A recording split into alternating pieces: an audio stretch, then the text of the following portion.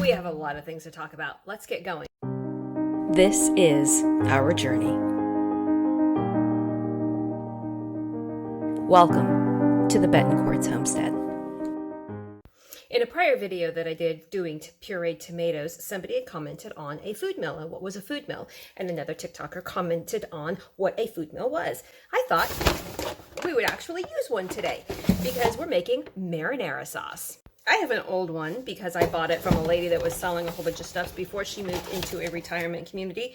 She wanted to make sure it was going to somebody, so let me get this thing set up and we'll get going. But first, we should probably get the tomatoes started because we got a long ways to go. So my husband had a For You app in his phone for Safeway, the grocery store we shop the deals at, and he got 97 cents a pound for Roma tomatoes. 97 cents a pound. How come I'm not getting that offer? So yes, I used his phone. I used his offer. He was with me. We did it together. Anyways, we are going to be making this on our own and we're going to be canning it. So stick with me, grab a pen and paper, and let's get going. First, we're going to core the tomato and quarter them and throw them in the pot.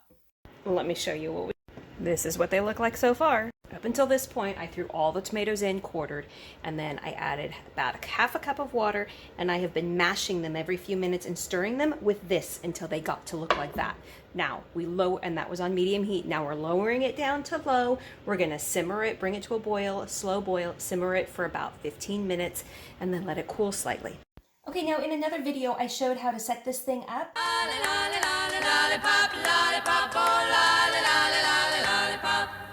Let's put the food mill together. Now you really only use this thing like once or twice a year, so keep your instructions. And this is how it goes together. Oh, actually it's this way.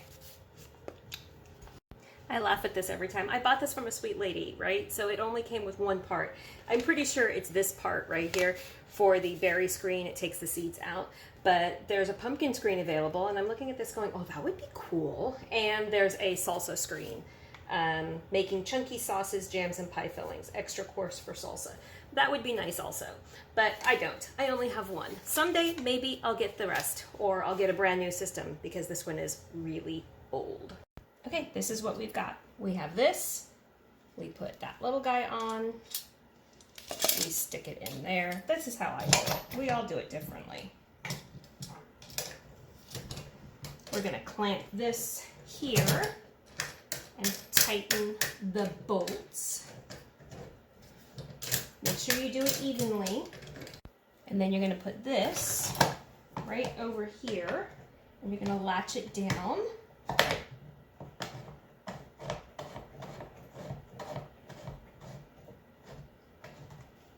So that it stays there, and there you go. You're going to put a bowl on the end to catch the gunk, and you're going to put a bowl here to catch all the good stuff. Okay, now this is an older machine. If you go out and buy one right now, it's going to look maybe like this, but be much better performing. This is old, and this tool right here is used to push it down. Don't get any crazy ideas there. Now let me show you how it works. You let the mixture semi-cool. You put it in here. And you turn the handle. And the juices all start running out. And the pulp will run out. And the seeds will end up coming out right there. See that stuff? That's all the actual skins and seeds. There you go. Easy peasy. Now I'm just going to show you the next step in the recipe. We are going to take all of these semi-cooled tomatoes. We're going to gently stick them in the hopper. We're going to stir it around. And what's coming out the other end? Tomato poop. Yes! It's actually the skin and the seeds. And all the pulp and everything is going down here. Yep, I'm going to keep going. So now that we have the skin and the seeds all removed from it, we're going to take the pulp and the liquid and add onions, garlic, and oregano to it. I have 2 white onions, 5 cloves of garlic, and a whole bunch of dried oregano from our land outside. We're going to bring that up to a boil, and then we're going to reduce it to a simmer for about an hour and a half to 2 hours. This is going to be a process. This is when you clean your kitchen. Here's where things got fun. I took an immersion blender to it just a bit ago and blended it all together. It smells good. We're now ready to start canning it. Since we'll be using this for pizza sauce, we are going to can in here, 1-inch headspace, and pressure can it double stacked for about 15 minutes for this size. Yeah, I gave the tomato poop to the chickens. Can't believe I actually said that on a TikTok. Yeah, tomato poop. Normally, what you could do with it, you know, I'm all into saving as much food as possible, and I feel really bad that I gave it to the chickens. But I have to give myself a lot of grace on this one because I didn't have any time. I'm like have a ton of projects that I'm trying to do and get and take care of. And I had massive appointments and meetings, and all of a sudden new meetings and new things to take care of. So I had no time, and I had no room in the freezer. Like, I had to remove stuff so that I could fit this turkey that I brought home in it.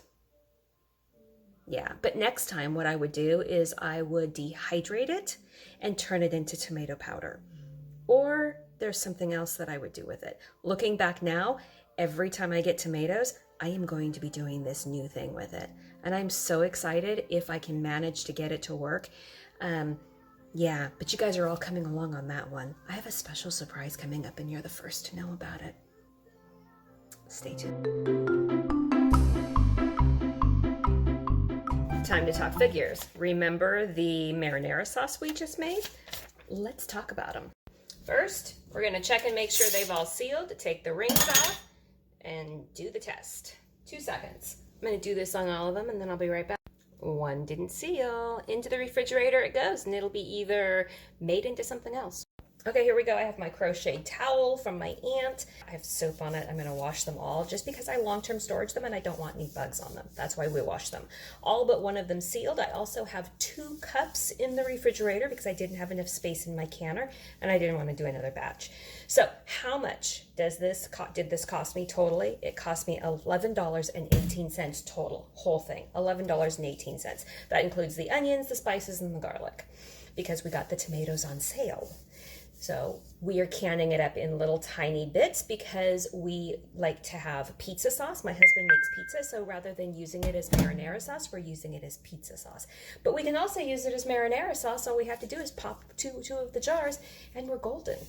The closest thing I can find in the store to be equivalent is a 14-ounce jar of the Safeway Signature Select pizza sauce, which looked really weird. For 14 ounces, it was $1.99, which makes it 0.142 cents an ounce. Timesing that by the 8 ounces that are in here, that's $1.13 equivalent. Taking the $1.13 and timesing it by the 18 half pints, which is what we got out of them, and that's going to be equivalent $20.34. So for $20.34, minusing the $11.18, which is what it cost for us to make it, and don't have to count the electricity because we used it to heat our home, that means each one of these is 62 cents.